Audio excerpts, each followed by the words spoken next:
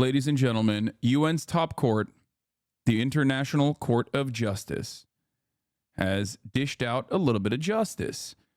They are ordering Israel to halt military operations in Rafah. Of course, Israel is not going to comply with that. Let's be for fucking real. But here it is. I'm Geetha Gurumurthy. We begin in The Hague, where judges at the International Court of Justice, that's the United Nations top court, have just ruled that Israel must immediately halt its military offensive and other actions in Rafah, citing the immediate risk to the Palestinian people. It also ruled that Hamas must immediately and unconditionally release its hostages. Let's listen to what the judge who was speaking in the past half an hour had to say.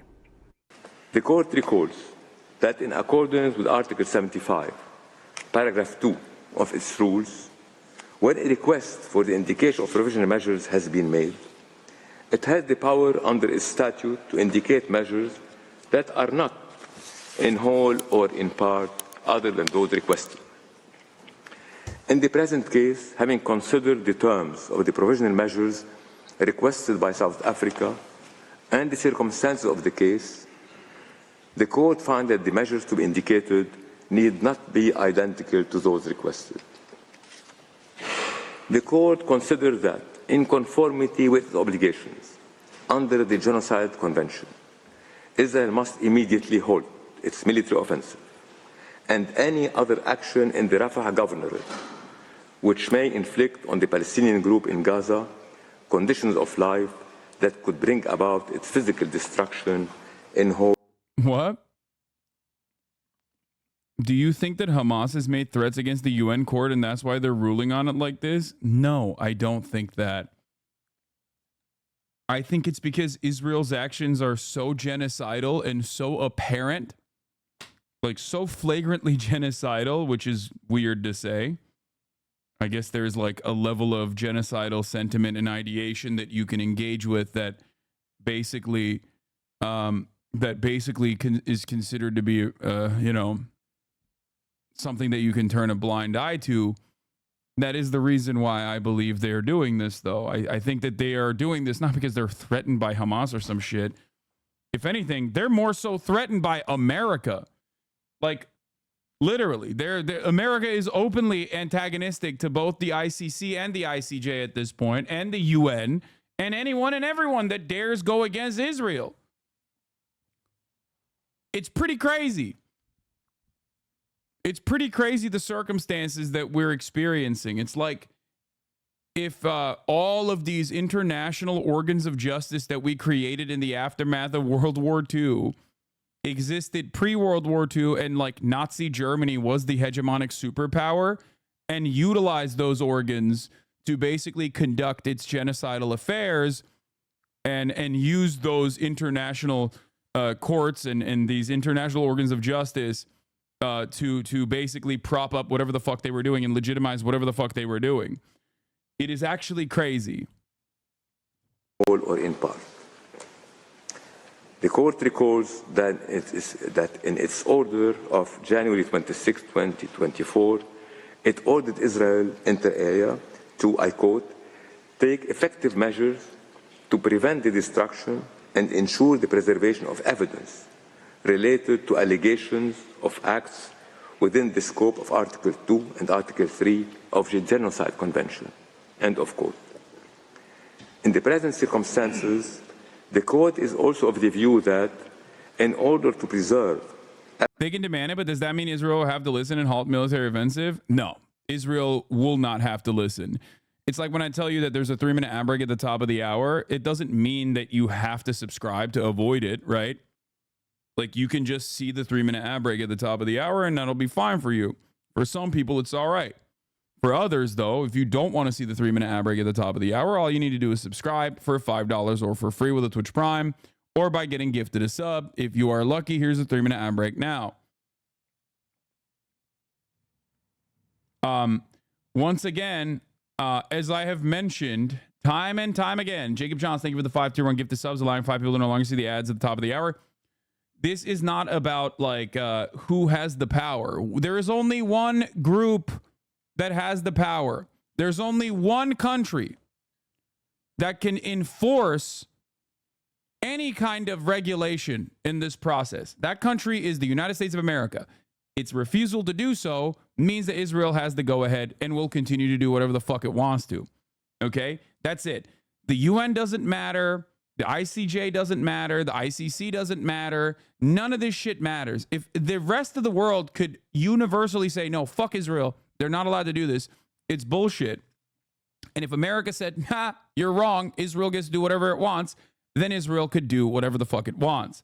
However, this is still incredibly significant, just like the ICC arrest warrants and the application even of an arrest warrant for an Israeli leader is massively consequential, massively significant, a genuine sea change.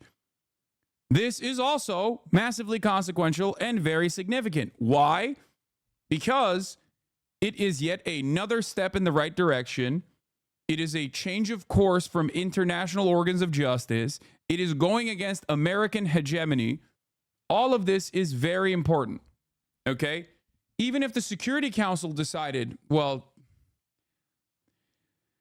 in a world where, let's say, America had removed themselves from the Security Council and the UN Security Council decided to enforce a ceasefire, Israel could still do whatever the fuck it wanted to.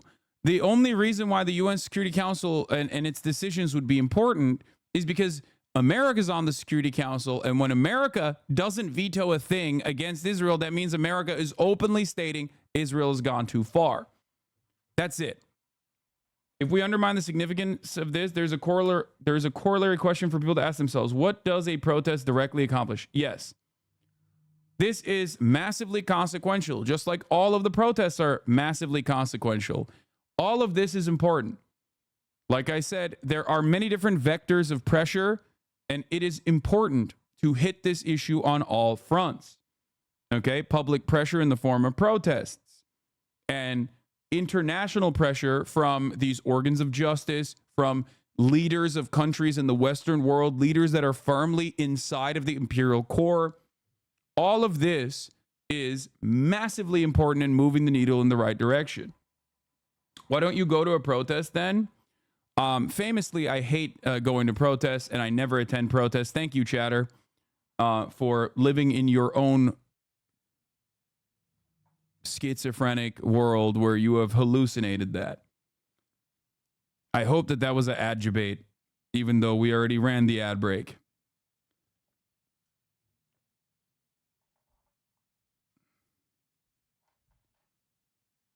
Following since today, though, I suspect that he's just here to talk shit.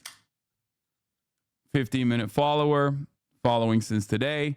Doubtful that this person is, legitimately saying that. Glue trap bubble, live in a bubble. What?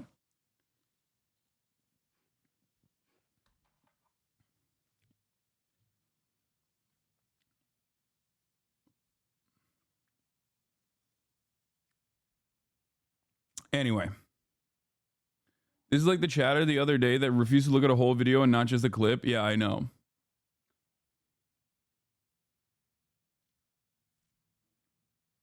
I was timed out for a week because I said AOC's a neocon. That's extremely heavy-handed by your mods. AOC's a neocon? Bro. First of all, how are you tweeting or how are you posting if you're timed out for a week? That's number one.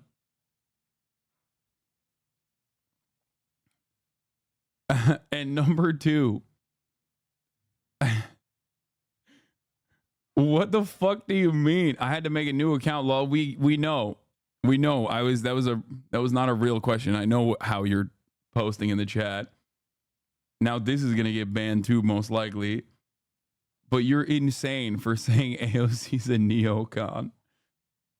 They probably timed you out for a week because they did not want you to say even more unhinged shit.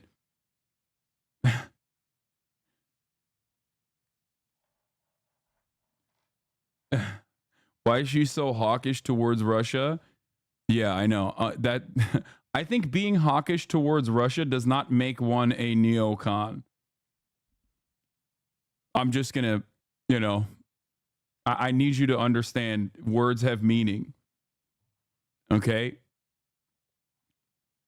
Like being aligned with the American State Department on like against Russia, it depends on like what kind of energy you're placing, especially considering that the Progressive Caucus literally pushed originally for a pretty apt provision that they immediately had to go back on because they got fucking bullied. But they also talked about conditional aid to Ukraine with the goal of like reaching a ceasefire agreement. If you remember, the Progressive Caucus did that, and immediately everyone was like, "You guys are fucking crazy." Blah, blah, blah, blah, blah. But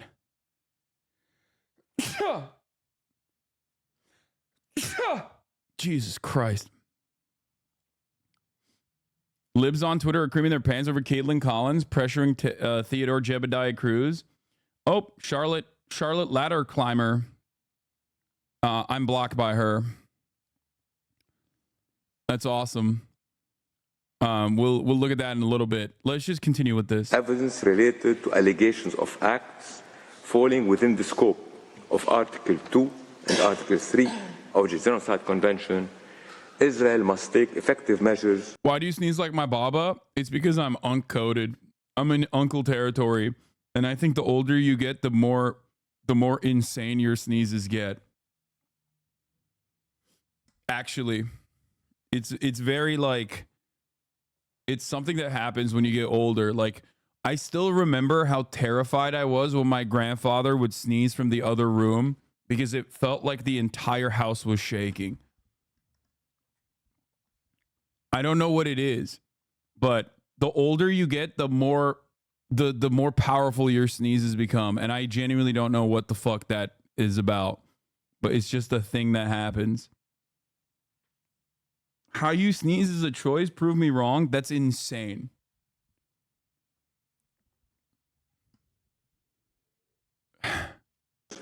To ensure the unimpeded access to the Gaza Strip of any commission of inquiry, fact-finding mission, or other investigative body mandated by competent organs of the United Nations to investigate allegations of genocide. I'm going to pee.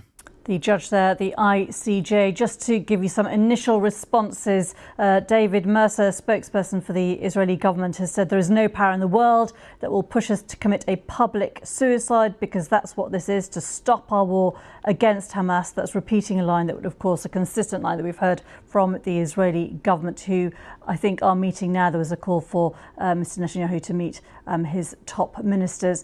And Hamas, as reported by the Reuters news agency, has said that they welcome the ICJ plan to send the investigation committee into Gaza. They say they would promise any cooperation that they can give. And they have said that they welcome the decision on Rafah, saying it doesn't go far enough. It's urging an end for Israel's offensive on all of Gaza, and looking at whether the Security Council will now look to try and implement this ruling. Well, let's get more now. Our diplomatic correspondent Paul Adams is in Jerusalem, and he told us more about the immediate reaction there in Israel. If this was the measure that was anticipated, with some debate as to whether or not the court would finally take that additional step. No official reaction from the government so far. It's due to discuss this ruling later today. There is a reaction from the hardline finance minister, Itamar Ben-Gvir, who has called it irrelevant, and he's dismissed the court.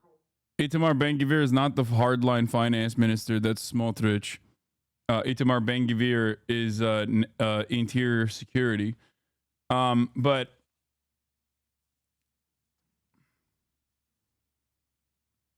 like national security. But it doesn't even matter. The idea that like Israel did not respond to this is so funny, because they definitely did respond to it. They immediately started bombing. Like, that's a response, man. Wait, what the fuck? Why didn't this work?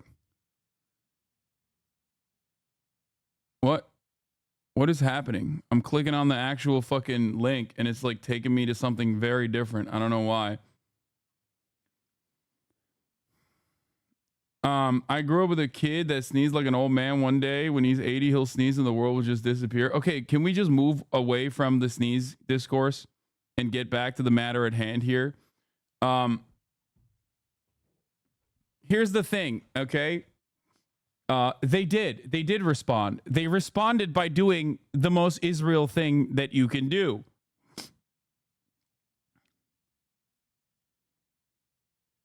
Which is to continue bombing. They literally were like, "Oh yeah, dude? Oh yeah? Oh, you want us to stop doing what? Bombing Palestinians? Sorry, not going to happen." In the first response to the International Court of Justice decision, intense Israeli airstrikes hit amidst the tents of displaced persons in Al-Mawazi area near the city of Han Yunis.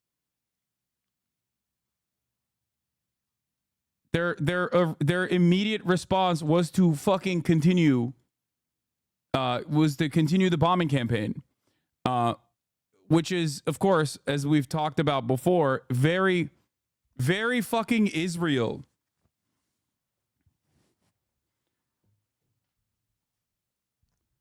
The ICJ ruled today that Israel must immediately halt its military offensive in Rafah. A question for the Biden admin now. Does it attack the legitimacy of an international court for the second time in a week, even after setting its own red lines on an attack in Rafah? Biden has a choice between dismantling the international rule-based order that he had been so keen to preserve when Russia invaded Ukraine, or throwing it away at the service of a deeply unpopular war carried by its ally. Yeah. And, it's really shitty that the International Court of Justice is not doing what it's supposed to do, which is just shut the fuck up and allow us and our allies to do whatever we fucking want and never criticize us or our allies. So I don't really understand what's going on here. The rule-based international order is falling apart right in front of our eyes, everybody. It almost feels like it was fabricated specifically to make liberals feel good about the potential rules and order that we were dishing out. Also, the U.S. judge at the International Court of Justice, Sarah Cleveland, voted in favor of today's order for Israel to halt its offensive on Gaza's Rafah. Biden nominated Cleveland to the State Department's legal advisor in 2021, but she was never confirmed. When elected to be an ICJ judge last November, the top U.S. diplomat, Secretary Blinken, praised the court as a guardian of international law, and Biden had said the ICJ was one of humanity's most critical institutions to advance peace around the world. But what you fail to recognize there is that back then we were using the ICJ against Russia as God intended, as America intended. For years and years, I have told you, and many of my naysayers got so mad every time I said all of these international organs of justice and many of the actual NGOs, for example, 100% up until the October 7 were simply operating at the behest of the American interests, at the behest of America's State Department interests. Okay? Everyone would immediately go, Hasan, how dare you say that? There's these guys are abiding by the rules. There's like standards that we're setting. No, those standards have always been historically used against whoever we declare war on, while we openly violate said standards on a regular fucking basis. And now you are seeing it. You're seeing that reality. You are experiencing that reality in broad fucking daylight. The one time that these courts are actually doing their fucking job evenly, okay, with minor criticisms, by the way, not even taking maximalist positions that I would take in the face of actual ethnic cleansing, okay, you're seeing that global order fall apart. The idea that we care about said global order falls apart. Of course, if you were a child, if you were a fucking child, you maybe didn't recognize that none of this shit mattered when we already had a law in the book since 2002 that says if any of our guys or allies are ever prosecuted for war crimes at the Hague, at the ICC, we will literally invade a NATO nation. We will invade The Hague. That is the law.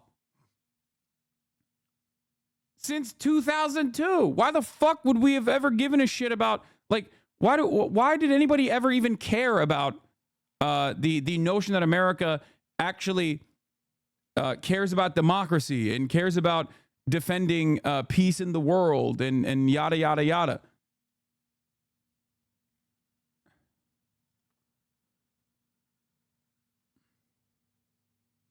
As anti-Semitic. These are the sorts of remarks you would expect to hear from some of Mr. Netanyahu's more hardline colleagues. But when it comes to the order to halt the Rafah offensive, I think we can expect a big fat no from the government here. And I think it is pretty ridiculous, by the way, that the ICJ now is literally, the ICJ currently is basically reasserting the red line that the American government put on Israel. It's not like they're saying halt all operations in Gaza. They're saying red line, American red line of invading and like sieging Rafah is a red line that we would like to enforce. And yet that is a bridge too far for Israel again and again and again. It's very odd. What will America do? A very tricky position, considering that Joe Brandon himself said that this was his red line. Let's see how the American government reacts to it. They will probably complain that the court, in coming to its conclusions, only cited what the UN had told them about the situation in southern Gaza.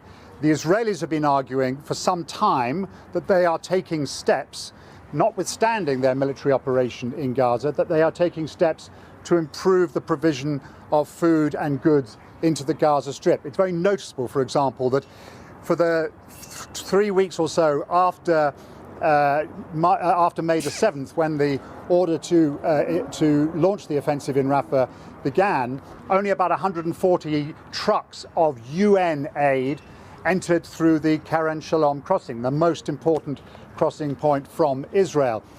But, and this was something the court did not refer to, hundreds and hundreds and hundreds of trucks of commercial foodstuffs have gone in through that. Seems to me that the BBC is being more skeptical of the anti-Semitic claims made by Israel. Am I just imagining this, or are they finally caving to the left a tiny bit?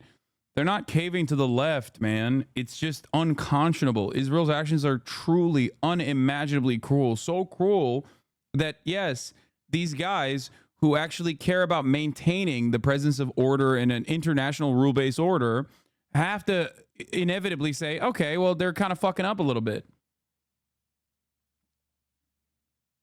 There is no caving to the left. It's just caving to, I guess, reality. That very same route, allowed in by Israel, escorted by armed guards inside the Gaza Strip, and taken into the marketplace in Gaza. There is food to be had in places. A lot of Gazans can't afford it, but that was an element of Israel's response to the situation in Gaza that the court simply didn't allude to. They also obviously did not allude to Israel's military rationale for attacking Gaza, the complete dismantling of the last remaining battalions of Hamas, and the importance, Israel would say, of securing the border between Gaza and Egypt to prevent the smuggling of weapons, which could lead to a few. I just got here, but the South African judge, Talidi, in the majority, did interpret it as a full ceasefire. Seems a little absurd that there's such confusion and vagueness over such a crucial part of the decisions. I mean, regardless of whether or not it's a full ceasefire or just a ceasefire in Rafah, it doesn't matter, because even the ceasefire in Rafah is seemingly not something that like Israel is interested in following. Future conflict. Now, all of this was not referred to by the court. The court obviously feels that of in excess of 800,000 people, we think it's probably closer to 1 million by now, is evidence of the increased risk to life and well-being of a huge proportion of the Palestinian population of the Gaza Strip. And that was enough to persuade those judges who had not been persuaded so far to say enough is enough, this operation has to stop. Paul Adams there speaking to us a bit earlier from Jerusalem. And just to let you know that since we spoke to Paul, David Menzer, who's a spokesperson for the Israeli government, did give some reaction to the news to the BBC. And he said there is no power in the world that will push us to commit a public suicide, because that's what this is, to stop our war against. I do love how dramatic Israel is. Like they have a penchant for drama that I do appreciate. Like if they weren't, if they weren't deploying this at the behest of their genocidal ambition, I would laugh and enjoy it. Like they literally are just like, dude, you're oh, wow, that's right. International Court of Justice. Where is the justice? You are making me kill myself. Is that what you want? I bet you would love it if I killed myself. You are Hamas. It's so funny. It's like, dude, if you don't let me kill 3 school buses full of children every fucking day, it's basically akin to my own personal Holocaust. You want me to kill myself. Just say it. You hate me. Say it. It's awesome.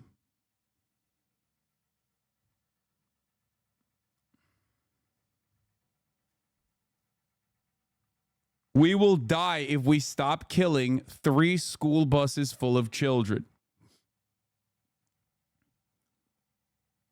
You are gaslighting. You are doing emotional abuse. Hamas. We understand the Israeli government are meeting or going to be meeting soon to discuss this ruling. We've also had reports on Reuters of Hamas reaction.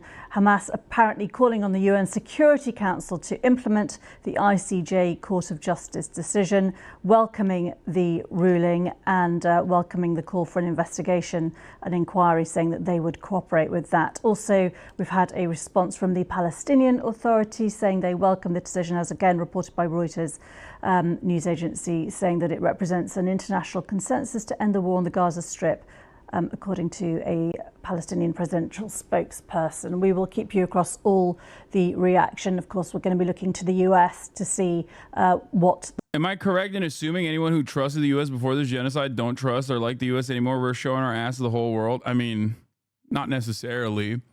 I think a lot of people secretly recognize that America being the world police is like really damaging for people who are on the other side, who are experiencing America's actions and America's allies' actions, but they don't really give a shit about it because the current order, the current standing benefits them personally. That's it. I think a lot of people personally recognize that. They just don't care. It's more so about the optics for them. Like a lot of people recognize, a lot of liberals in America and a lot of people in the Western world recognize that America's actions are truly unconscionable since World War II, since the aftermath of World War II, but it benefits them, so they don't really make too much of a stink about it. Or at least they feel like it benefits them, so they don't make too much of a stink about it.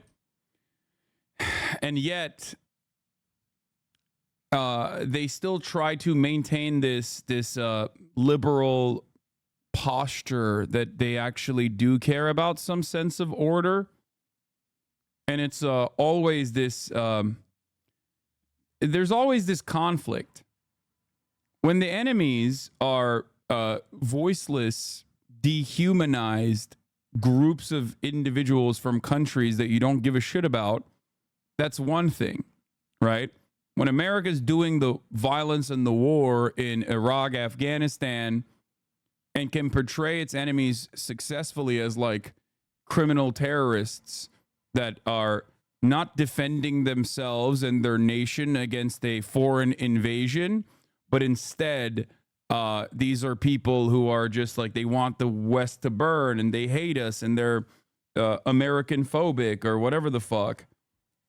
which America was successfully able to portray its war on terror, its failure of a war on terror, its destabilizing, incredibly inhumane war on terror as such. It's one thing. People just kind of shut the fuck up and go along with America's imperial ambitions. The situation is a little bit different when it's not just America doing it, but an extension of America doing it. And the extension of America is doing it in broad daylight with American weapons, with American permission, and also doing it in a way that is even more violent than what America has done, which is unimaginable. It's kind of crazy to think that what Israel is doing, if it did it for like 20 fucking years, it would literally be like what Israel is doing is so completely and wholly unacceptable, because under international law, Israel obviously does not have a right to defend itself in a territory that it already occupies as a belligerent occupier, right? Like, it just does not. It's not like America was already occupying Afghanistan and then chose to bomb the shit out of it, right? It occupied it for 20 years, and it was unconscionable, it was unjust, it was inhumane, a litany of war crimes there, destabilized the entire region. However, even then, the civilian to enemy combatant casualty numbers were nowhere near as bad as what Israel has done in such a short time frame. So ultimately, Israel has been able to basically move the needle in the worst direction, even taking it further than what the United States had done. The White House say whether this has any impact on Biden's current position of ongoing support for Israel, though, of course, he has warned repeatedly the Israeli leadership not to go into Hamas territory in Rafah because the International Court of Justice. Here is DW News covering it as well. Hague has ordered Israel to stop its military offensive in the city of Rafah in southern Gaza.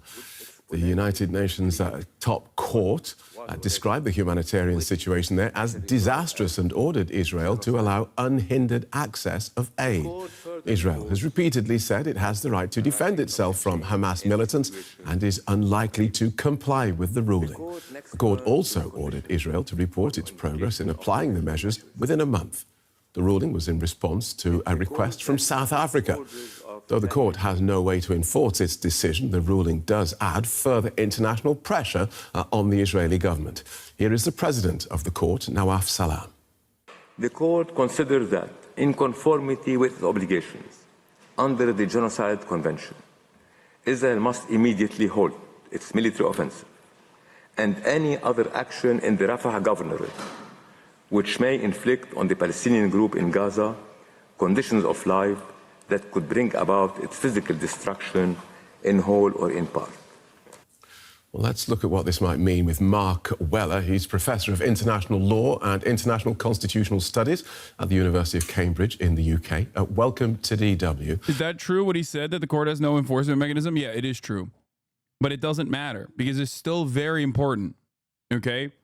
Because the court is a very important part of the international rule-based order, okay?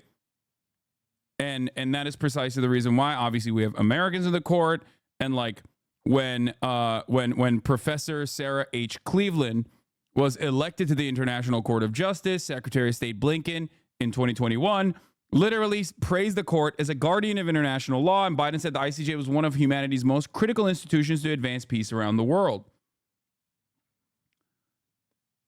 I think that we forget that a lot of this stuff, a lot of diplomacy, a lot of politics is like obviously held together by enforcement mechanisms, violence, imperialism, and that sort of thing. But there is definitely an aesthetic side of this as well. The optics of this has to stick. And I've been chirping about how these institutions simply work at the behest of American interests for decades. And for decades, it has been true. But there is a level, there is a level of I guess pain tolerance that Israel has definitely crossed. That threshold has been crossed. One, partially because Israel is not the United States of America. America gets to do whatever the fuck it wants, but Israel does not have that same leeway, does not have that same bandwidth. Okay? And two, it is an occupier that is doing this to the occupied population. Like, even when you think about another American ally, even if you think about another American ally, imagine if Nazi Germany had the support of the world's strongest superpower, that's Israel. Wake up. Wait, what? What the fuck are you saying? The world's strongest superpower, Israel? Israel's not the world's strongest superpower at all. What the fuck do you mean?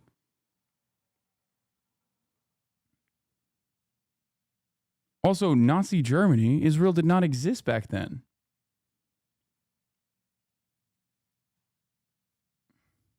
He's saying Israel has U.S. support.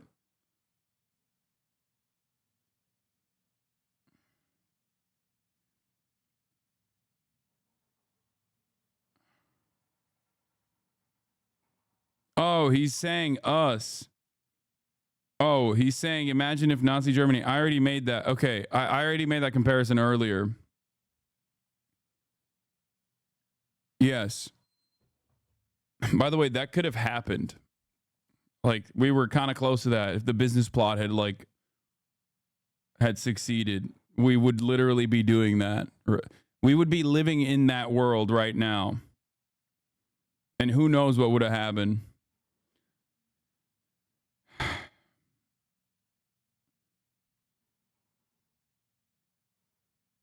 Anyway.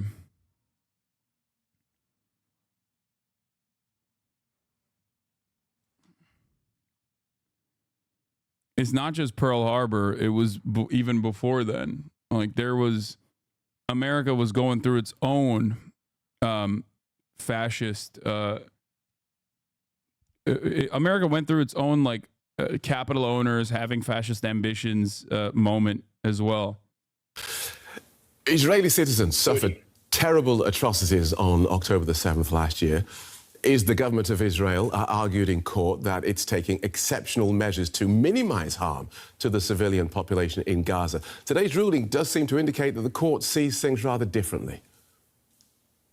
Well, Israel is, of course, entitled to the right to self-defense in response. Dude, I saw comments with thousands of was talking about that Patton, we fought the wrong enemy quote, tried to say it was Nazi apology and they got downvoted to hell. We're cool. Oh, yeah.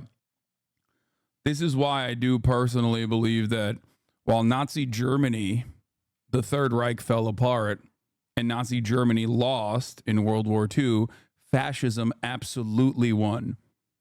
Fascism as an ideology, as an ideological tool, was immediately we love taking up the mantle of all of that nonsense. We absolutely have genuinely continued that tradition. Both in our domestic affairs, certainly, and absolutely when it comes to our international enforcement.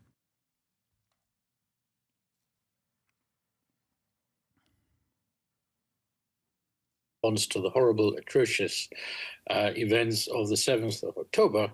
But the right to self-defense is not unlimited, and it can never transgress humanitarian law, the law that supports the dignity of human persons, human beings, in any circumstance, even in war.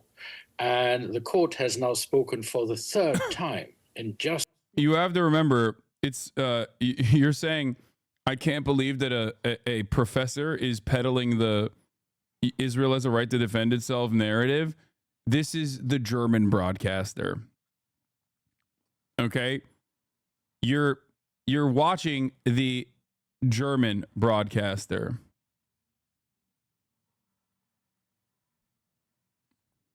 It is not even remotely shocking that the German broadcaster is doing that. Have you seen what is going on in Germany? I have. You know what? I'm actually going to point to this right now. I wanted to show you something very funny. Nathan Tankis went to the closed screening of The Commandant's Shadow last night, where he had by far the most disturbing experience was the Auschwitz commandant Rudolf Höss's grandson, Kai Höss, and his Christian evangelism for Israel. Okay? If you want to understand where we're at, if you want to understand where Germany's vibes are at, there's two videos I want to show you. One is like the liberal rich Germans also chanting the Germany for Germans only shit. Okay? And the other video is this. Here, let's help you get it a little bit. This is the guy. This is the grandson of the dude who was prominently featured in Zone of Interest. Rudolf Höss. Okay? Let's see what he had to say about Israel. Have a moment. Sure you can, of course. Or the ramp. Is that better? Yeah, the ramp in the back. I commend you on taking on your grandfather's legacy, and not legacy, but facing it. I understand what you're saying. But I find listening to you very, very concerning. Because it feels to me, as a grandchild of Holocaust survivors, that you've replaced a Nazi anti-Semitism with a Christian evangelical anti-Semitism about defined going to. I think you misunderstood I me. don't think I'm misunderstanding. Well, you know, I love Israel because I know they're God's people. Yeah, exactly. And that is a form of anti-Semitism. Christian evangelical. He said, I love Israel because they are God's chosen people. You don't understand it. You don't understand. Anti-Semitism. Have a moment. Sure. It was shocking just being in the room with Rudolf Höss's grandson, let alone confronting him. I was my dad's +1, and neither of us realized beforehand. I'm still processing it. There were also many disturbing things about the event, including that it was acquired on October 9th. The panel was very clear this documentary was explicitly meant to counter discussions of Israel's genocide without actually mentioning Palestinians. The movie literally opens and closes with Rudolf Höss's son and grandson in an Israeli desert, with Kai Höss providing Israel voiceover. Compare what Kai Höss had to say to what Billy Graham had to say behind closed doors. Kai Höss knows that he should never say synagogue of Satan about Jews like me who reject Israel, but it's fundamentally the same worldview. It's from the Nixon tapes. Nixon explains how Israeli Jews are the best Jews. They both agree that Jews control the media. Billy Graham explains the synagogue of Satan and how Jews had a stranglehold on Germany, but Hitler went about it wrong. What does this mean? Does it mean that all Jews are bad? No. But it does mean that most Jews are left-wing, particularly the younger ones like that. I love that they're literally just repeating exactly what the Nazis believed and basically saying, no, you don't understand. Like, all Jews, they go to Israel and that's fine. And they're great. They're great over there. Okay. Not here. Because when they're here, a lot of them like this commie shit. Okay. And I don't like it. They are literally repeating Judeo-Bolshevism as a propaganda point because they legitimately believe it. Okay? And they're not technically wrong. Historically speaking, yes, Jews have sided with justice. They have, in many instances, been open socialists and communists. So they're not wrong when they say that. Obviously, they're wrong in a monolithic understanding of it, which they're not even particularly saying. It is wild. It is wild. Here, let's. They're radical socialists. They're radical commies.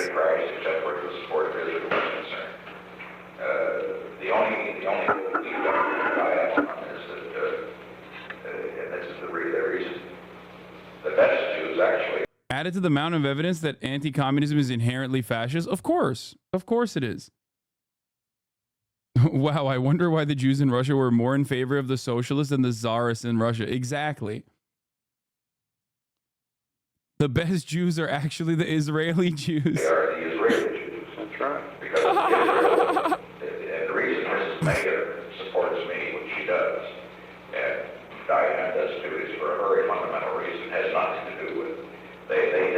only Democratic candidate who will be catering to the domestic Jewish vote when she supports me. Because she knows the great danger to Israel is Russia. And she knows that in the crisis involving Jordan, that I face the Russians downfall. She knows I'm the only one who will do it. She knows that a Democrat will cater to the communists, to the Russians. See, that's the point. She's talking. We talked about this. Rabin's the same way. Rabin, of course, is a Russian Jew. Boy, does he know them. Now, however, in this country, we must be under no illusion. You're aware of that, aren't you? You're aware of the fact that in the media, we confront almost a solid block of people. They don't, it isn't the alien, and he's the point of the thing. They're after him because he took the whole thing on. And it has nothing to do with anti-Semitism. It happens, though, that insofar as the media is concerned, the power of the media, they've got it. They've got it. He's like, yeah, the Jews control the media. Oh, man. Also, the Nixon Jew count of July 1971 is the name given to then President of the United States, Richard Nixon's attempts to demote and remove Jews from the Bureau of Labor Statistics. Right. And they're the ones putting out the pornographic stuff and putting out everything.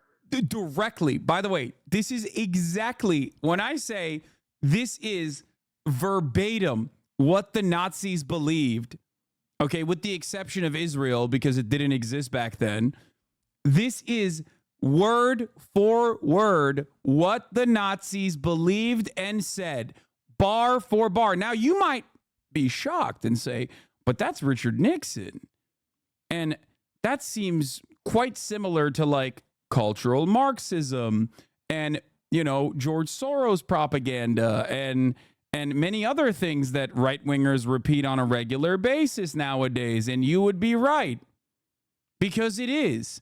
It is just saying the exact same shit while simultaneously changing the narrative a little bit, massaging it a little bit so that it fits modern sensibilities.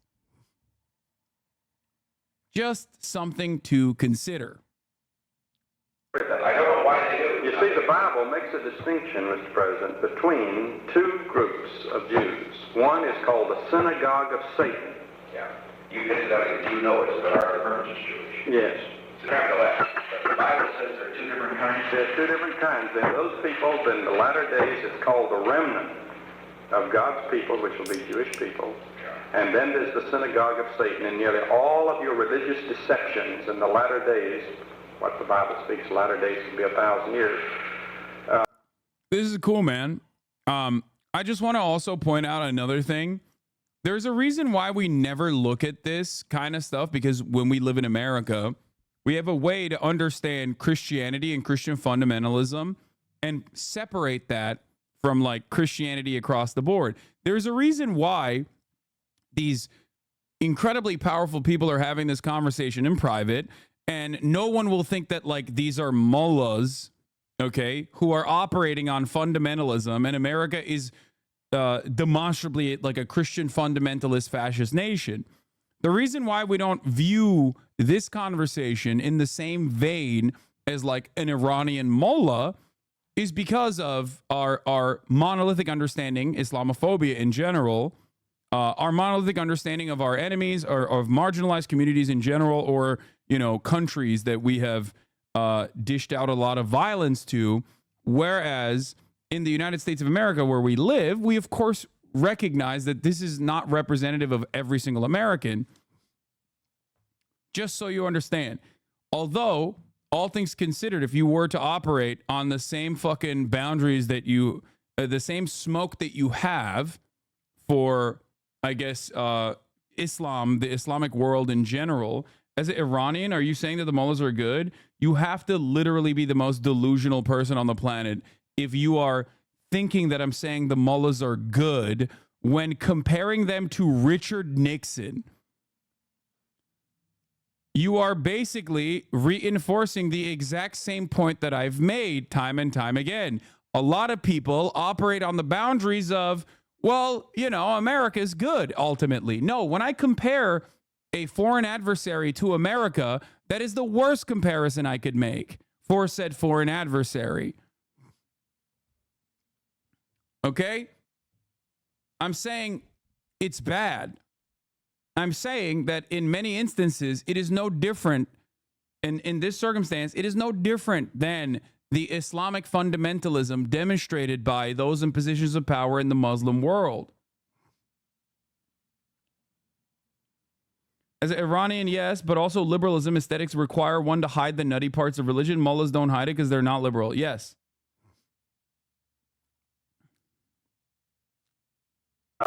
What they call the synagogue of Satan. In other words, they are energized by a supernatural power called the devil. This is what the Bible teaches, whether you believe it or don't believe it. This is the biblical teaching, and this is what I believe. And I believe that they have a strange brilliance about them. Oh. What the fuck was that? These Jews, they have a strange brilliance about them. They have a strange brilliance about them. They're smart, and they are energized, in my judgment, by a supernatural power. Well, also they do something else, but they're not as smart as they. And you see, of course Hitler didn't. They had a stranglehold on Germany, on the banking of Germany, on everything in Germany, and the media. They had the whole thing. That's so funny. Oh God. It's like the Japanese believing in Jew magic, so they wanted the Jews to on their side. It's a little bit of column A, column B, where they're like, they're basically saying that like fascist Jews in Israel are the good Jews, and the anti-fascist Jews here in America are satanic Jews that control the media and degenerate Western supremacist. The Western culture and Western civilization. So for the domestic Jews, they have the same exact smoke that Hitler had. It's like if the Havara Agreement actually turned into reality, basically. Okay? That's it. That's like that is basically the mentality that they have. If the Havara Agreement worked and Hitler was like, yeah, you know what, instead of like killing all the Jews, we're just going to ship them forcibly to Israel. Okay. Then in that situation, it's like basically the exact same attitude that these guys have. Cause they're like, our domestic Jews are degenerate pornographers that are, doing unlimited immigration into America in an effort to displace white Americans, white supremacist Americans. Right. So we got to ship them off so they can all become fascist Jews in Israel and then be the good kind of Jew. If you want to know more about Nixon's takes on Jewish people, here it is. The Jews are born spies. Less than a week after the U.S. Supreme Court dealt a blow to the Nixon administration and sanctioned further publication of the Pentagon Papers, President Nixon and a senior White House aide discussed the role of race and religion as drivers of espionage. This conversation stands as one of the cruder examples of Nixon's prejudices and his willingness to air them among confidants.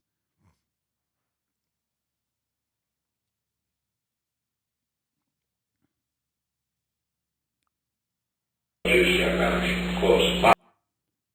hold on. All the Jews are vanished close by. Except there's this strange malignancy now. Creep among them. Radicalism. I can imagine how the fact that Ellsworth must be terrible like handed pieces or garment. Just like the Rosenbergs and all that. That just has to kill them. You feel horrible about it. Could be done by people Smith. Very good. Would have been a Rosenstein that changed his name. It is right. It's always an Ellsberg or everyone's a Jew. Why is it that you find what he's saying amusing? What do you mean? Like, what am I supposed to do? It's psychotic. It is literally verbatim 1-to-1 Nazi shit. It is like, I don't know what to say about it. It's basically a further confirmation of everything I say all the fucking time. That Republicans have basically continued that exact same fascist tradition Okay. Which, like, I would say even Democrats as well. Like, the American government broadly has continued the same fucking fascist tradition. Okay. It's just that the aesthetics are different.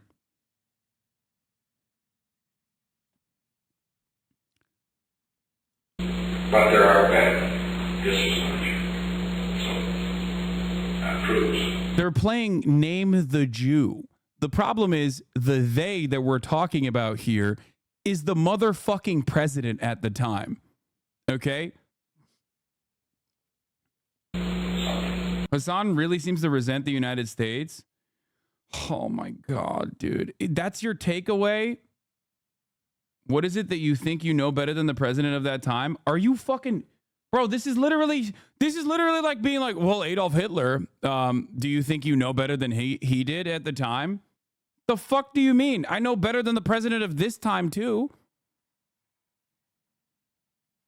Please tell me you're trying to bait like literally 12 minutes before the top of the hour.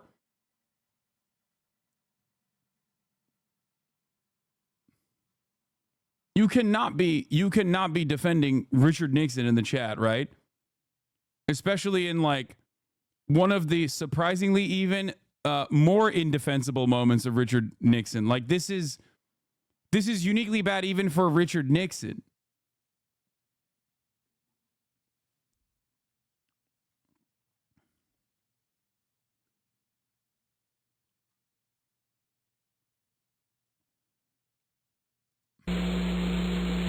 Very interesting thing. So few of those who engage in espionage. Okay, these guys are baiting, right? There's a lot of like weirdo fucking anti-Semites in here today. What's happening?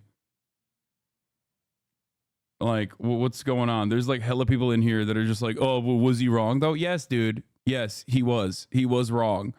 No, I don't think that like Jews are monolithic in their approach or they control the media or that they're all fucking descendants of the synagogue of Satan.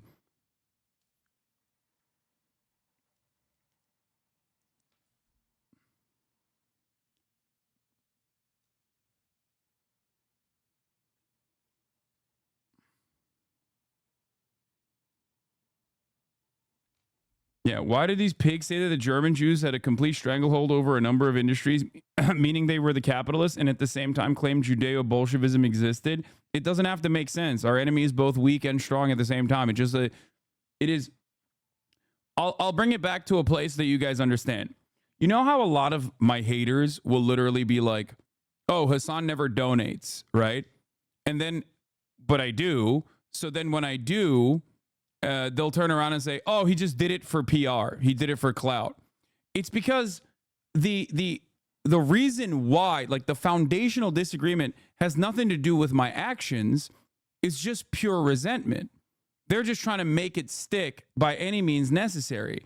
And that's how anti-Semitism is as well. In this case, they're both simultaneously saying Jews are, defenders of Judeo-Bolshevism, defenders of like socialist, communist, moral degeneracy and rot and yada, yada, yada, while simultaneously saying they also control all the media and also all of the banks.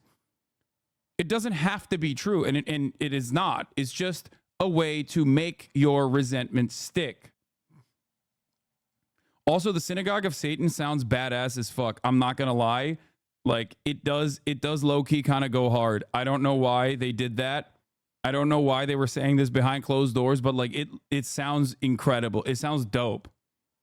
But that's like, that's besides the point. I know that they didn't imply it in a dope way,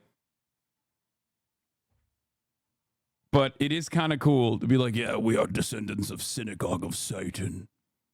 But yeah. Ultimately, it doesn't come from like real valid anger and real valid criticisms. It has nothing to do with that at all. It's more so post hoc rationalizations for why you carry this resentment to begin with. You have detailed Jews as the out group. So now you will say that they are both capital owners who control all of the different institutions and instruments of capitalism. And you will also simultaneously say they want socialism and they are actually anti-capitalist. Both.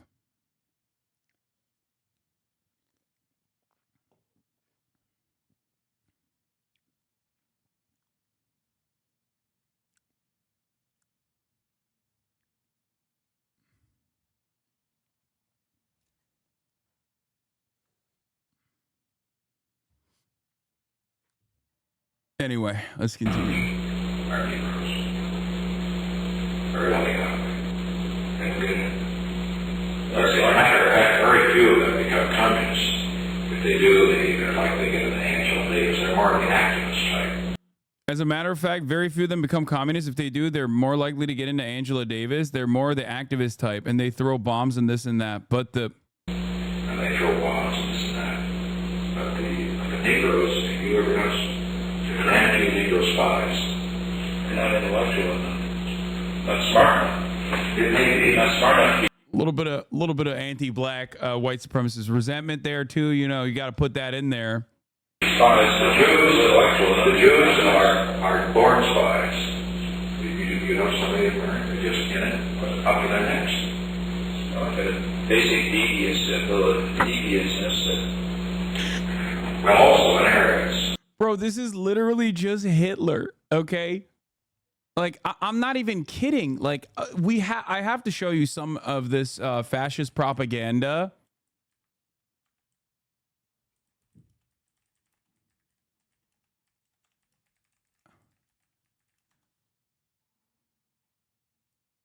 Like, I need you to...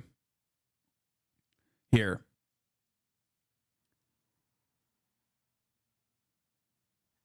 Okay. Here are some stereotypes and canards. Okay. Modern economic anti-Semitism is a double helix of intersecting paradigms. The first associating the Jew with paupers and savages, and the second conceiving of Jews as conspirators, leaders of a financial cabal seeking global domination. A World War II era Slovak propaganda poster exhorts readers not to be a servant of the Jew.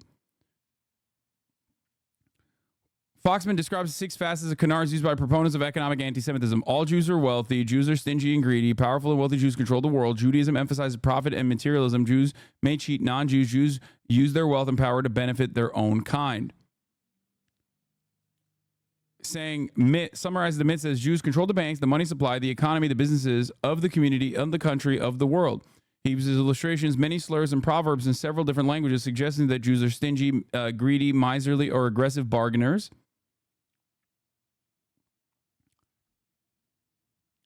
I want to see like, here.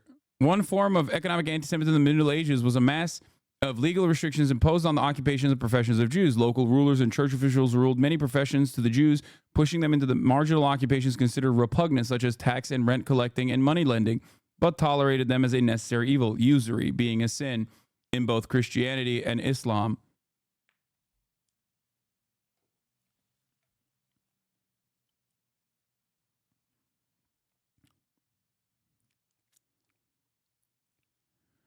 Catholic doctrine then held that money lending for interest was a sin and forbade the Christians. Not being subject to that restriction, Jews dominated this business. The Torah and the later sections of the Hebrew Bible criticize usury, but interpretations of biblical prohibition vary. Since few other occupations were open to them, Jews were motivated to take up money lending. That was said to show Jews were usurers, which then led to many negative stereotypes and propaganda. The natural tension between creditors, typically Jews, and debtors, typically Christians, were added to the social, political, religious, and economic strains. More dangerous was lending to the monarchs of Europe, which enabled them to finance their endless wars and projects. Some monarchs would revenge on repayments, often accusing their Jewish moneylenders of various crimes. The nobility would also borrow large sums to maintain their lavish lifestyles. Peasants who were forced to pay their taxes to Jews could personify them as people taking their earnings and remain loyal to the lords on whose behalf the Jews worked. Also present in the Middle Ages was the insistence by European sovereigns that the Jews belonged to them in a peculiar way, different from that of their other subjects, which was evident in examples of the English legal code, which portrayed the kings as tutor and defender of the Jews and of the Jews as his possessions, writing that for those Jews and all that they possess belonged to the kind as if they were his private property.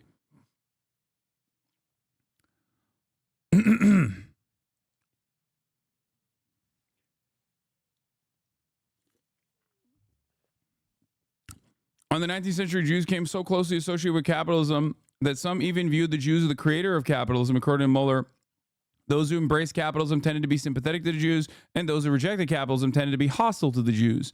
Except the irony, of course, is Karl Marx himself, being a Jewish person. Another anti-Semite in the chat. Nixon just spitting for real.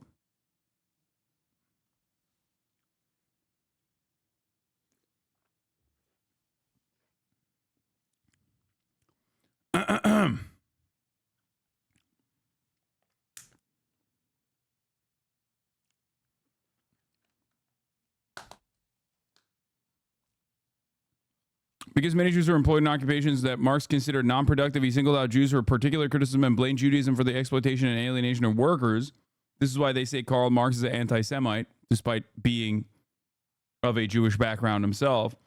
Moses Mendelssohn argued that the contrary, that commercial activity was just as valid as beneficial as manual labor. Many a merchant, while quietly engaged at his desk, and blah, blah, blah, blah, blah. Marx concluded that Judaism was responsible for the alienation of many Jewish workers.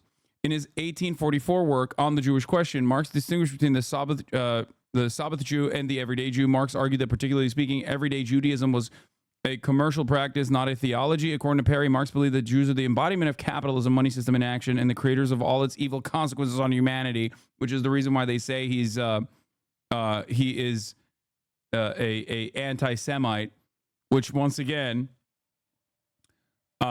is ironic because of this part, which is the most important part of this conversation. Jewish Bolshevism is an anti-Semitic and anti-communist canard that is based on the claim that Jews have been the driving force behind or are disproportionately involved in communism, sometimes more specifically Russian Bolshevism. The expression was the title of a pamphlet, The Jewish Bolshevism, and became current after the 1917 October Revolution in Russia, featuring prominently in the propaganda of the anti-Bolshevik white forces during the Russian Civil War. The idea spread worldwide in the 1920s with the publication and the circulation of the Protocols of the Elders of Zion that was popularized by Jewish ancestry of many leading Bolsheviks, most notably Leon Trotsky, during and after the October Revolution. Daniel Pipe says that primarily through the Protocols of Elder Zion, the whites spread these charges to an international audience. James Webb wrote that it is rare to find an anti-Semitic source after 1917 that does not stand in the debt to the white Russian analysis of the revolution. The label Judeo-Bolshevism was used in Nazi Germany to equate Jews with communists, implying that communism served Jewish interests and or that all Jews were communists. Remember, they literally simultaneously were claiming Jews control the money supply and the global order and all the banks and all the media, and also simultaneously saying Jews were all communists and were in control of the labor force and were responsible for any kind of revolutionary sentiment, which they did not like. This is precisely the reason why the first people that were placed in concentration camps were not, many of them were Jewish, by the way, were not placed on the virtue of Judaism, of being of Jewish descent, but instead placed there because they were trade unionists, socialists, and communists. So the idea that like Nazi Germany was ever actually socialist, national socialist, was ridiculous from the jump.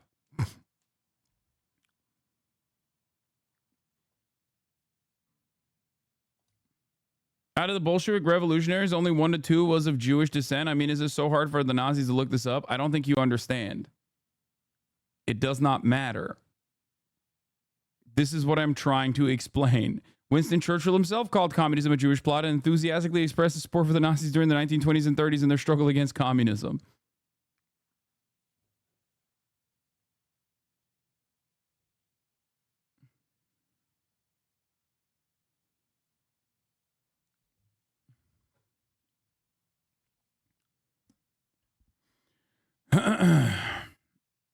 Anyway.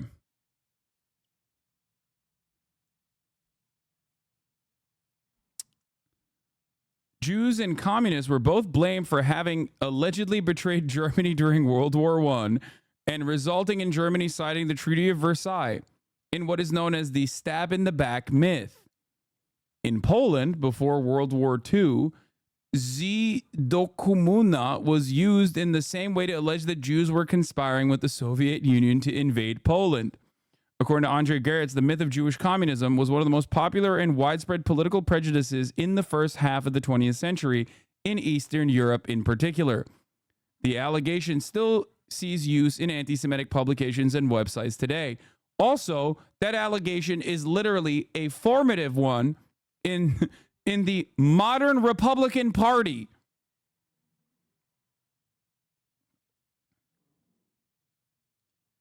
The world of Pfizer are Jews. The whole of Pfizer are Jews. Genocide vax. Yes, dude. Yes. The Jewish doctors and the executives that are engaging in mass inoculation campaigns are actually doing it to genocide everyone. You're right. You got that. You're hitting the double Monty. Where are these fucking chatters coming from, dude?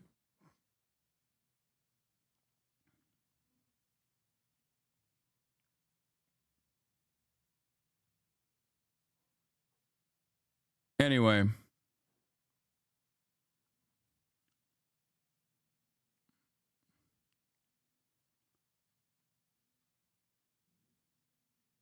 I don't get it. Is summer break? The kiddos are out.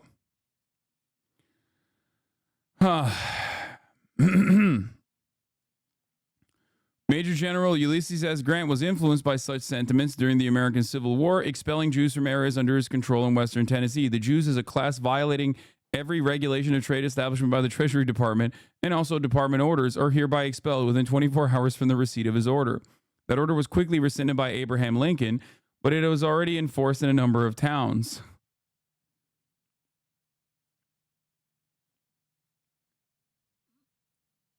Also, being an open communist is literally illegal in Poland and can get you a 3-year sentence. Still, like what? Yes. Poland is still operating on some very weird and unique boundaries, okay?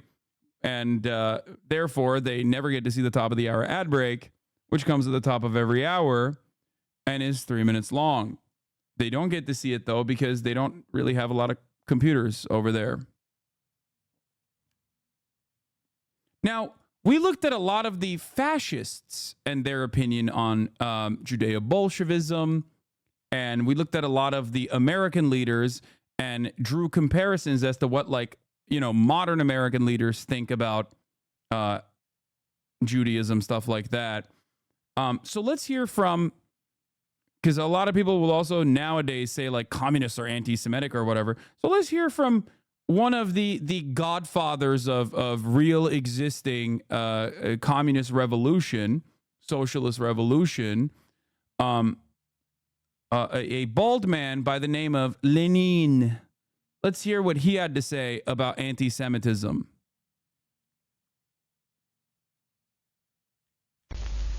Антисемитизмом называется распространение вражды к евреям.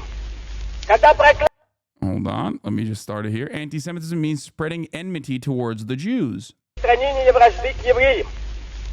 the accursed Tsarist monarchy was living its last day, it tried to incite ignorant workers and peasants against the Jews. The Tsarist police, in alliance with the landowners and the capitalists, organized pogroms against the Jews.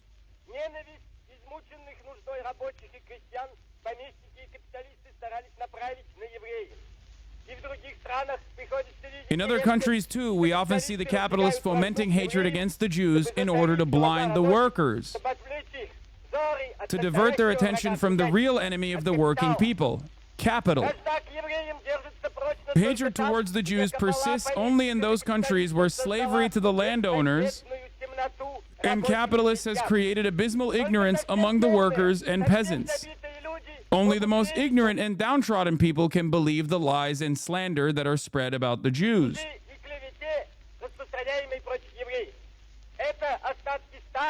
This is a survival of ancient feudal times, when the priests burned heretics at the stake. when the peasants lived in slavery, and when the people were crushed and inarticulate.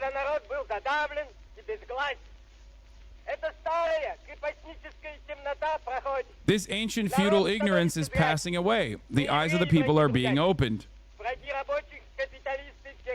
It is not the Jews who are the enemies of the working people.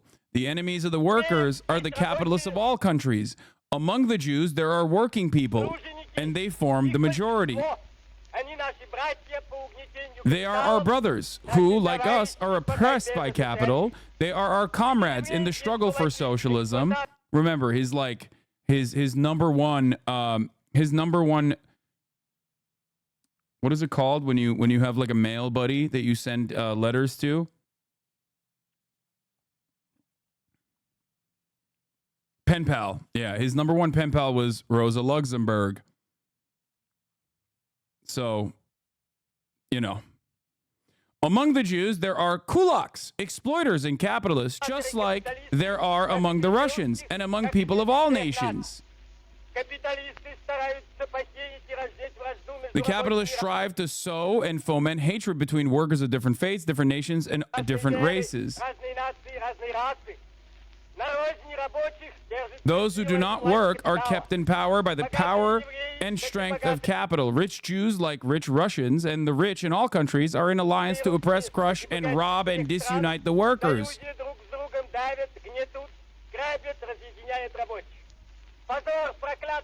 Shame on accursed Tsarism, which tortured and persecuted the Jews. Shame on those who foment hatred towards the Jews, who foment hatred towards other nations.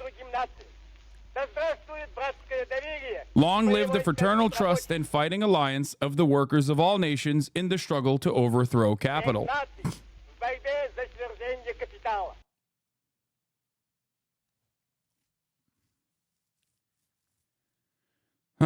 Literally anyone who compares Bolshevik anti-Semitism, which did exist and was largely inherited from the Russian Empire, is a fool. The USSR anti-Semitism was nothing compared to Tsarist and the massive pogroms that brutally massacred Jewish population throughout the Russian Empire, and even many white emigre supported the Nazis against the USSR.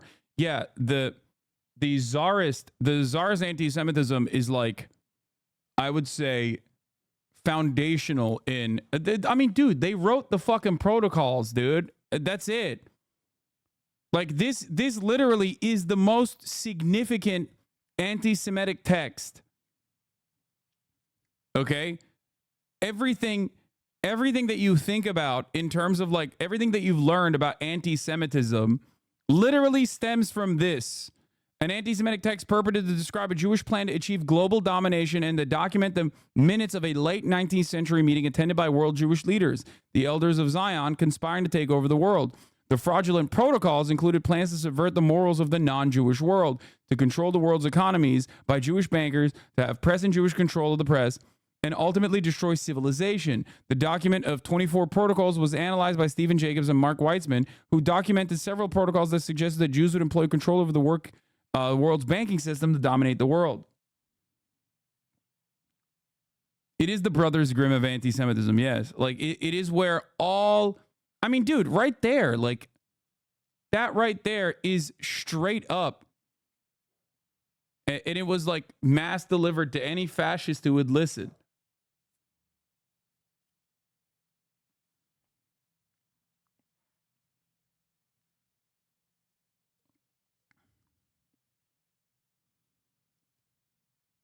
Except for in Japan, where the Japanese that got a copy of it were like, oh my God, these are magic money people. We have to use their power for ourselves. We should put them in Manchuria. Which is the funniest World War II fact, in my opinion. They could not understand why you would, jail these magic money people, and were like, give them to us, please.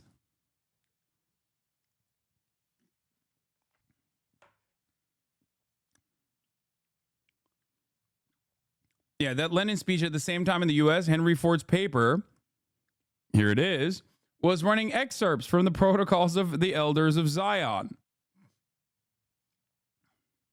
Is that actually real? Yes. Japanese philo-Semitism is a very funny part of history that I was not privy to until recently.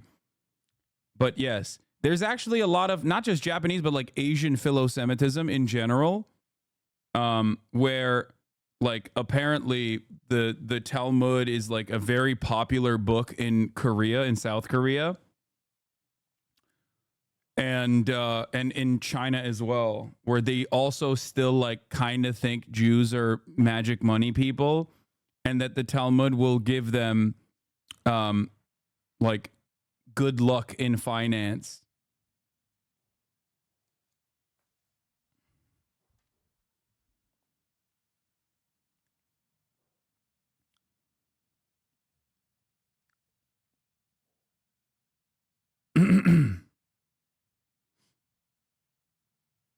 It's philo, not philo. Okay, philo-Semitism.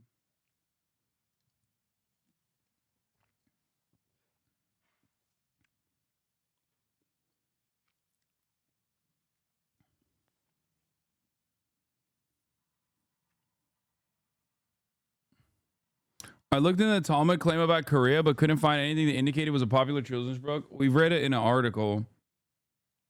It was I don't know, I forget which newspaper wrote about it, but we read a couple different articles actually that said that like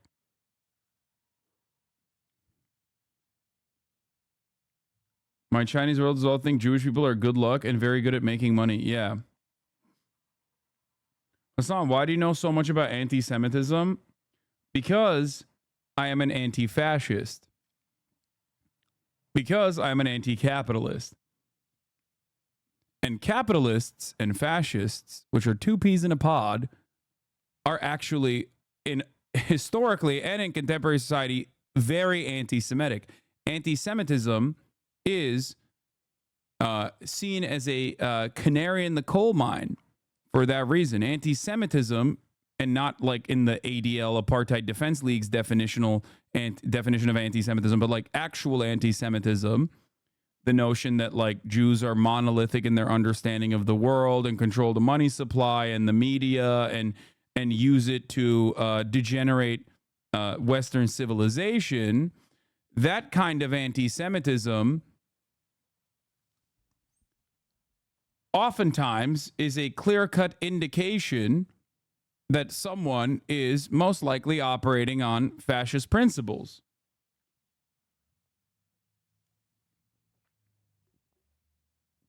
This is also part of the reason why I extra mad about all of the bastardization of this like very serious charge, a charge of anti-Semitism, done by, in some instances, Jewish people that are cynically weaponizing it, like with StopAntisemitism.org or ADL and many other defenders of Israel. It's ridiculous.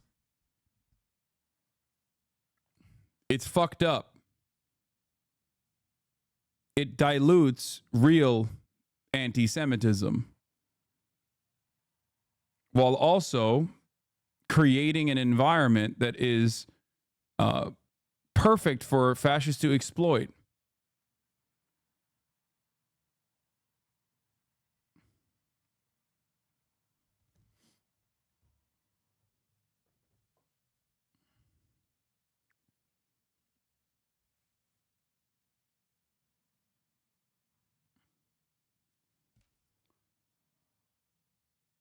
Anyway.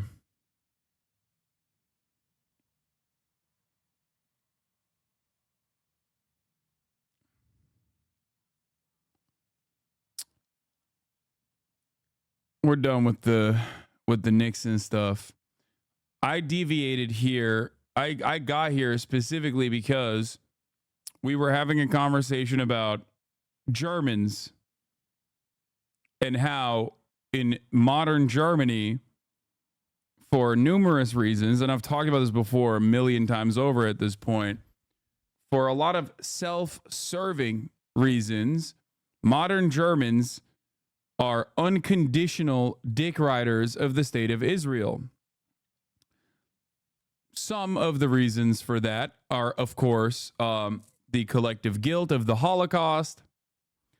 But I think that the real reason, the real nefarious reason, is that there's a lot of Islamophobia in Germany. And a lot of people spiritually, holistically, I think, in Germany, see Israel and a defense of Israel and the collective, antiquated, ancient, epigenetic anti-Semitism of the Arabs that they believe and repeatedly reinforce as a way to kind of move the attention away from the unimaginable wrongs that the German state dished out against Jews during the Holocaust. It's a way to really sidestep the Holocaust, to be like, no, you know who's the real anti-Semites actually? The Arabs, the Muslims.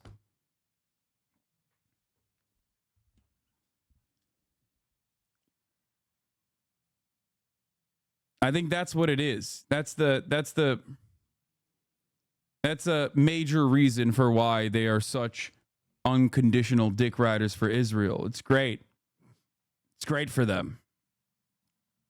Because now they're like, you know who the real anti-Semites are now? Arabs, Muslims, you know?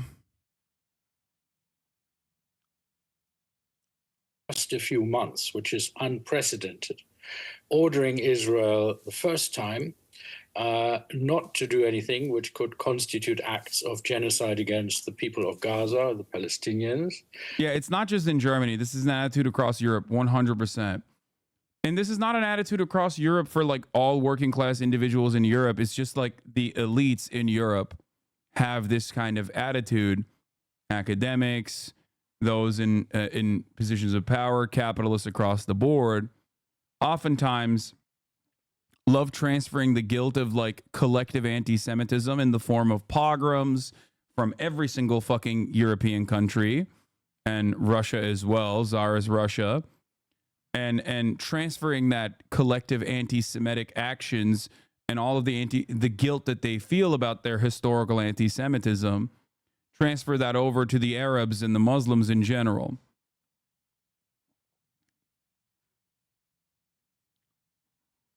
The second time, it has ordered Israel to ensure that there is full humanitarian access.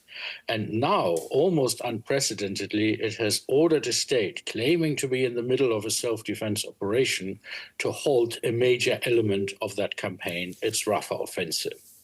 Okay. So let's pick up the two. You mentioned there two previous rulings there. Nothing that constitutes genocide and full humanitarian access. Today's ruling required Israel to provide verification or to allow verification of humanitarian access, which seems to indicate that the court does not believe that Israel has complied with its earlier ruling. Well, it certainly hasn't complied in the sense that the court has found that the situation has gotten much worse. And therefore, very unusually, it has made yet a further ruling in this case. And the court is very, very concerned about the future of those individuals who were sent to Rafah as a safe place by Israel to escape the consequences of the fighting, and who are now being displaced from there without adequate measures have been taken to ensure their survival in other places. And the court has noticed that no such adequate steps have been taken. OK, so there we have a problem, don't we? Because the court rules do something about humanitarian access. The court rules today against Israel and says, stop what's going on in Rafah and let us check that you've complied with our earlier ruling. We heard yesterday from an Israeli government spokesman who was quoted as saying, no power on earth will stop Israel from protecting its citizens and going after Hamas in Gaza. The court can rule until it's blue in the face. Where's its or else? Well, how many legions does the Pope have, as was famously asked? The court doesn't have an army to enforce its wishes. It could have an army if the UN Security Council were able to exercise its role, because the UN Security Council has, in principle, the power to enforce judgments of the court. But of course, with the US veto, that is not possible. And therefore, it is the very, very significant diplomatic pressure. You saw the indictments by the International Criminal Court in relation to Mr. Netanyahu. A completely separate court, we should say. And those have been backed up now yet again, in addition to their individual responsibility, by these actions directed towards the state of Israel. And it really makes the diplomatic space for Israel much, much more difficult to maneuver in. Israel has been arguing, we have been a model of humanitarian law compliance. But with all of this evidence, those arguments ring increasingly hollow, as most people who watch television, of course, already know. Okay. But once you have these authoritative findings from the highest judicial bodies in the world, it is much more difficult for Israel to maintain its position that it is, in a modest way, defending itself. Yeah, I mean, dude, it's a wildly long trip to take to arrive at the conclusion that you could arrive at by watching like one video from a Palestinian person. Okay. And before you say, yeah, they're biased, it's like, I don't even mean that. Like, just like look at Gaza. Okay. That's it. That was the reality that even Western journalists that were onboarded with the IDF when they took trips into Gaza, that was the fucking reality that they met on the ground.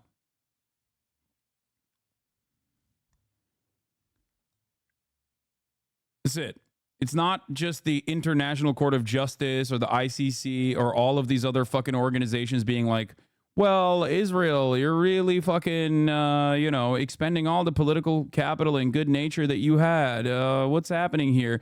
Like, nah, just look at anything. Just look at Gaza. Just look at it.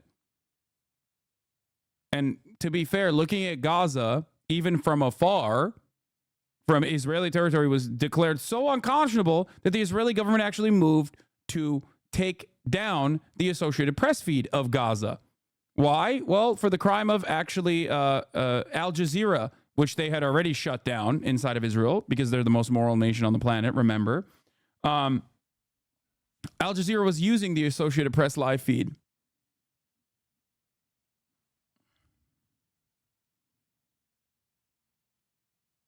Does this ruling impose any duties or obligations on any other signatories to the court to do or not do anything? I'm thinking of the United States, amongst others, who it could be argued are supplying Israel with the wherewithal to carry out the activities that the court has now prohibited. Funny you should say that, as, of course, you are hinting at. Germany is at present subject to a case in the International Court of Justice, where Nicaragua has argued that the continued provision of arms by Germany to Israel violates the Genocide Convention. And for a state like Germany, which prides itself as a model of compliance with international law, on the one hand, but which also wants to remain a very strong friend of Israel, that is a real huge dilemma coming up for it. The United States will not likely consider the court in relation to its arms exports, which are, of course, quite massive. The United Kingdom may be in a different position because under its ministry... The only thing Germany loves more than defending Israel is following rules. That's what we're seeing here. Yes. That is a major downfall for those who want to unconditionally support Israel, because if the ICJ or the ICC rules against Israel, Germans have to follow those rules and follow those orders. There's just nothing. They have to. Like, you could solve this entire problem if you made a rule in Germany somehow that, it is that it's illegal to say that anti-Zionism is anti-Semitism. Tomorrow they would be like, Okay, I've decided it is no longer the case. Ministerial code, it cannot license the export of weapons if these weapons are likely to... Could one say that Germans are driven by an ancient desire to follow rules? Yes. The Barbarin put up a phenomenal fight against the Roman Empire at the time. All the Romans had to do was say, this is against the rules. You have to be a part of us now. Okay? They were living in mud huts following rules. Epigenetic memories of rule abiding come from the ancient Germanic tradition.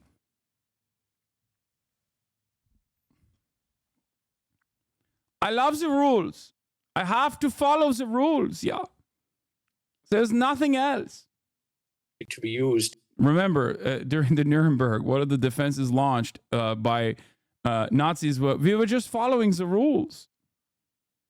Very anti-German to declare that to not be appropriate. Very anti-German for the court to say, well, sorry, that doesn't work in this situation. Against international law, or certainly in favor of a campaign of genocide. These various pronouncements, again, make the space to maneuver for Israel and for its allies significantly smaller. Doesn't end the conflict, but it is another piece in the mosaic which will help, I think, persuade. If Germans love the law, why aren't they speaking out against the crimes that Israel's already committing in violation of international law? This doesn't make much sense. Are you kidding me? It's because it's illegal to criticize Israel in the state of Germany. That's why there's a rule against it. Like literally. Because they already put a rule.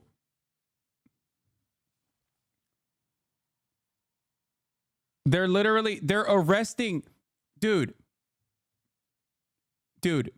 Aryan-looking motherfuckers are arresting Jewish Germans for the crime of anti-Semitism as we speak, okay?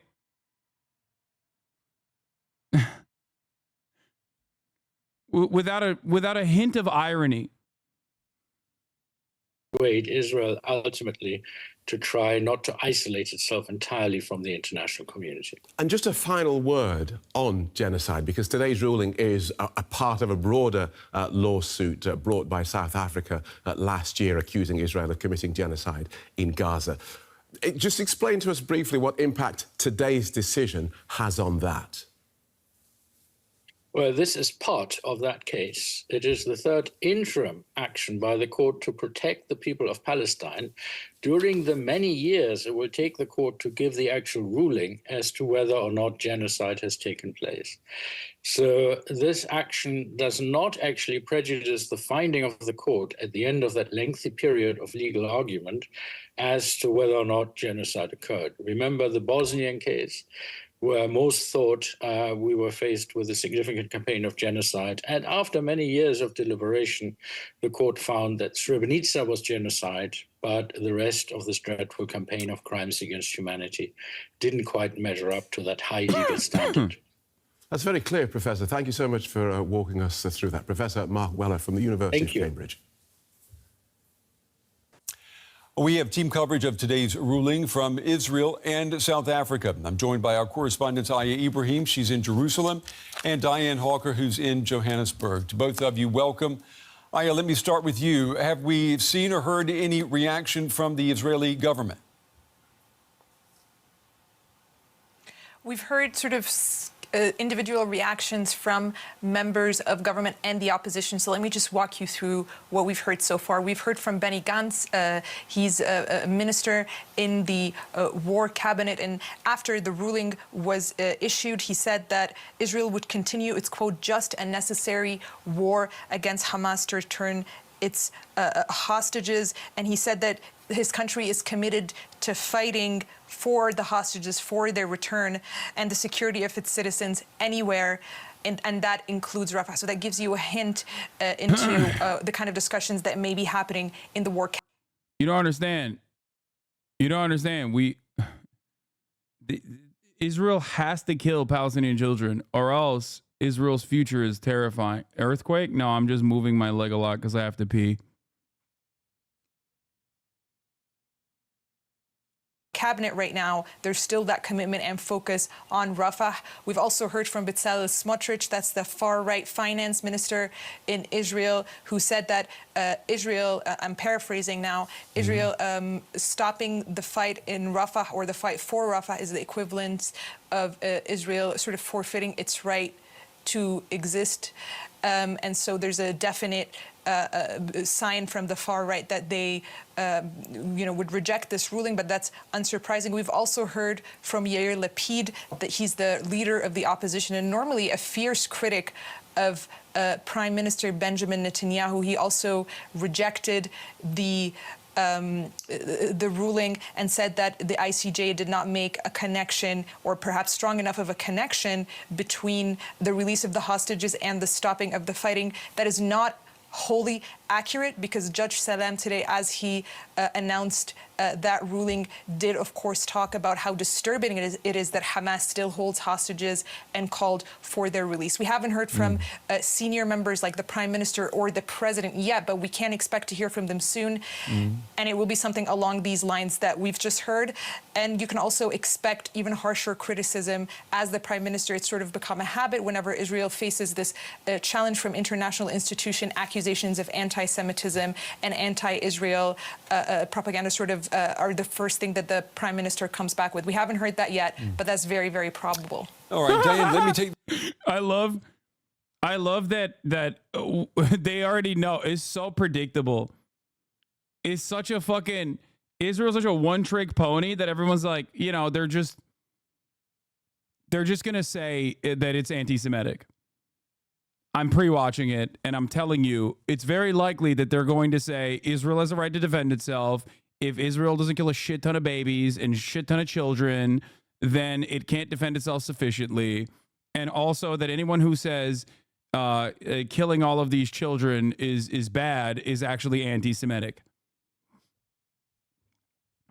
This to you. We spoke with a legal scholar earlier today who said that this ruling was definitely a clear-cut win for South Africa. What have the reactions been there?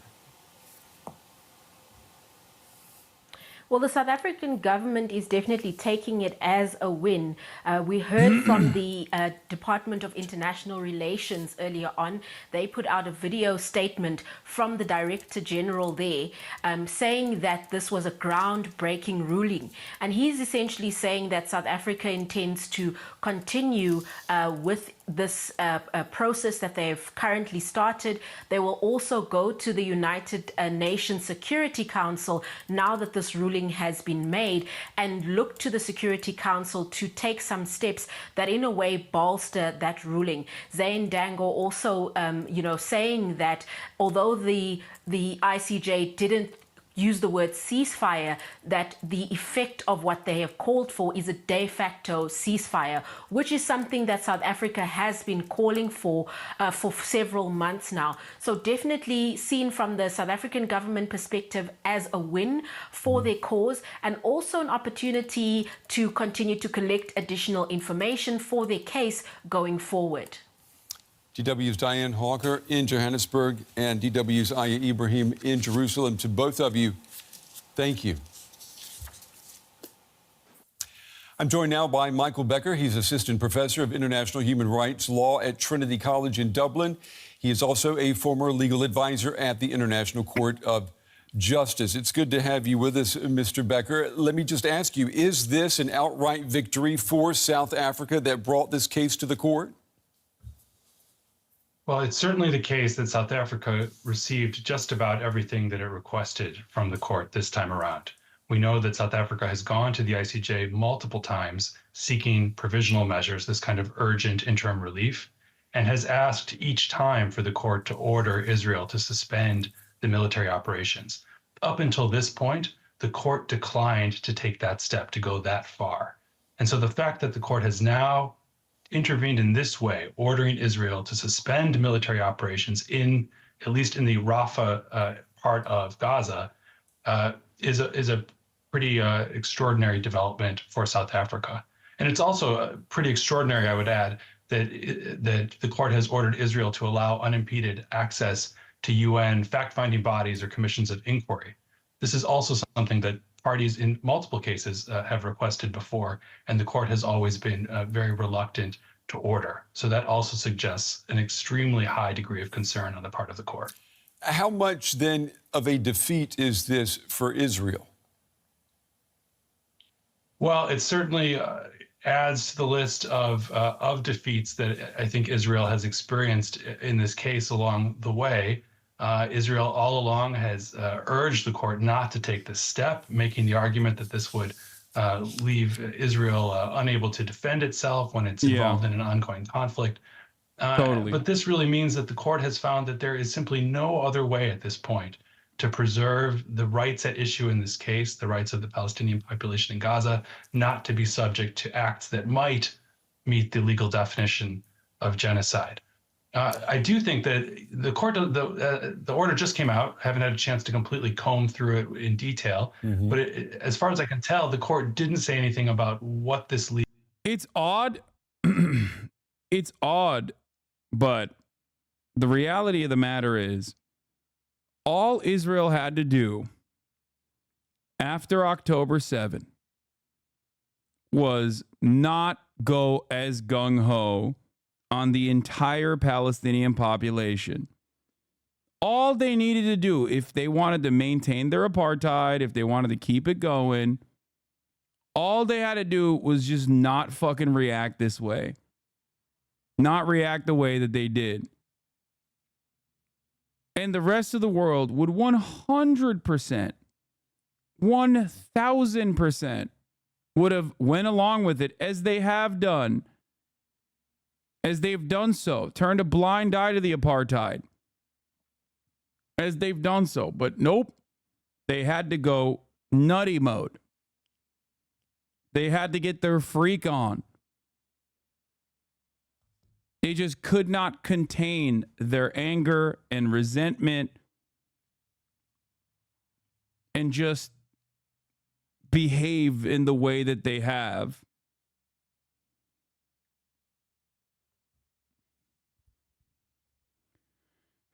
I think it is the arrogance that was firmly planted by 75 years of negligence from the Western world that caused them to think like, oh no, we can just do literally whatever the fuck we want, and the rest of the world will have our backs in the same way, and if they don't, then fuck them. They're anti-Semitic.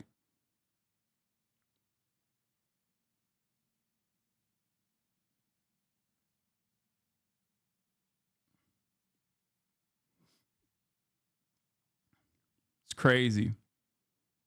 And reinforcing that behavior, which Joe Biden did with his bear hug, was probably another, like one of the worst things you could have done.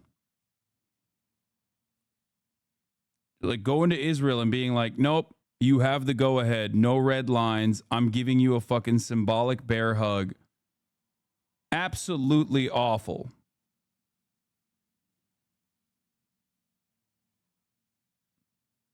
The minute October 7 happened, the whole world knew what was going to follow. You said as well, October 8th, they would go crazy. Yeah. And some people who knew what was going to happen literally were like, well, the Palestinians brought this upon themselves.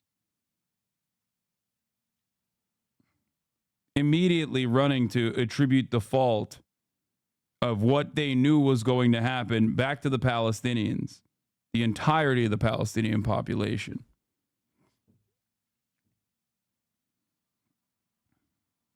Leaves Israel with the ability to do.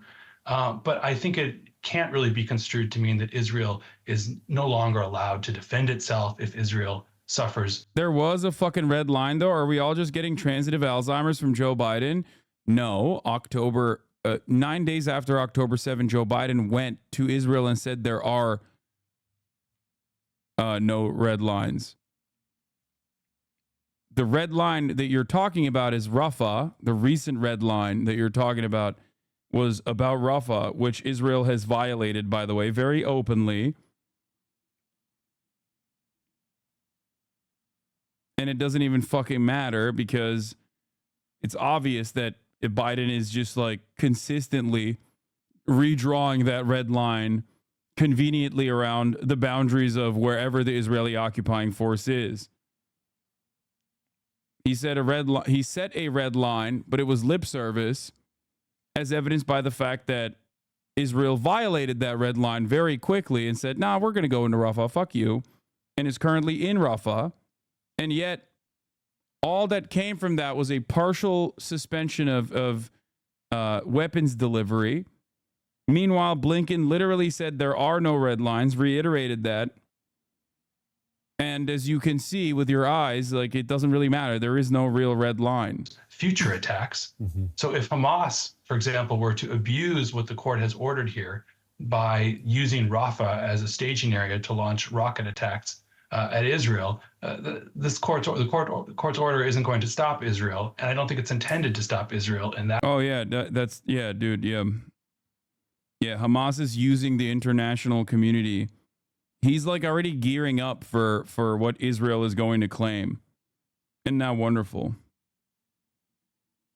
That's cool, man. Thanks. That particular circumstance. So really, one would hope that this also incentivizes Hamas to enter into what is really a de facto ceasefire. Well, it's interesting that you say that. You know as well as I do that Israel has already declared that it will not comply with any orders. Yeah, it's weird that you're fantasizing about what you're fantasizing about what Hamas might do in this situation when Israel has openly stated they're not fucking standing down at all. To stop its military operation. So at the end of the day, what difference will this judgment make? Well, that's true. And I haven't seen the immediate Israeli response yet to this decision, but they kept bombing. We can probably expect a message of defiance in terms of what the court has said today. And you're right. I don't know that this is going to have any kind of immediate impact on how Israel is carrying out the offensive in Rafah. It might be wishful thinking, but perhaps behind the scenes, this does create a kind of off-ramp for elements or constituencies within the Israeli government who are urging for a change of course. But I don't think we'll see anything along those lines in terms of the public narrative coming from Israel. Yeah, we're still waiting for official reactions from Israel. Let's talk about South Africa for a moment. South Africa's request for a ceasefire. It was just one part of a broader lawsuit filed late last year accusing Israel of committing genocide in Gaza. What does today's ruling, what does it mean for this overarching case? Right. So this kind of set of provisional measures requests, and this is the fourth time that South Africa has returned to the court since filing that case at the end of December last year. All of the decisions and determinations that the court makes along the way in responding to these requests for interim relief, these are without prejudice to the case on the merits. And so it will still, it's going to be years away after the case has been fully briefed and fully argued, that the court will have to decide that underlying question. Has Israel violated the Genocide Convention? Has it breached its obligations under that treaty? Those questions remain unresolved, and it wasn't for the court today to make any kind of determinations about whether what has happened in the past constitutes genocide, or necessarily even what's happening right now, whether that constitutes genocide. This is all about a risk. This is about a forward-looking risk. And so South Africa has been able to persuade the court that there is a serious, urgent risk that unless the court intervenes, something that might constitute genocide could actually take place. And that's what the court has relied upon in seeing that it's legally justified to issue these measures. Mr. Becker, what does this ruling mean for countries that support Israel? And of course, I'm thinking of the United States here, for example, with weapons and other military aid. Are they on a slippery slope right now? I think that was already the case since the court's order in March. And this really does put the Biden administration in a difficult position. The Biden administration had already suggested that if Israel were to proceed with the military offensive in Rafah, that this would be kind of a red line for the U.S. And we did see that at least some limited shipments of weapons were withheld. Yeah, dude, totally. That was a real mechanism of enforcement there. America's doing its very best to stop Israel, and definitely enforcing their red lines totally. Do not believe what you have seen so far. Do not listen to the conversations coming from American Congress about who they have declared the real enemy here. Seemingly, it's always anyone and everyone that dares criticize Israel. What's that about? Like, they have so much more smoke for those who say what Israel is doing is wrong than what Israel is doing.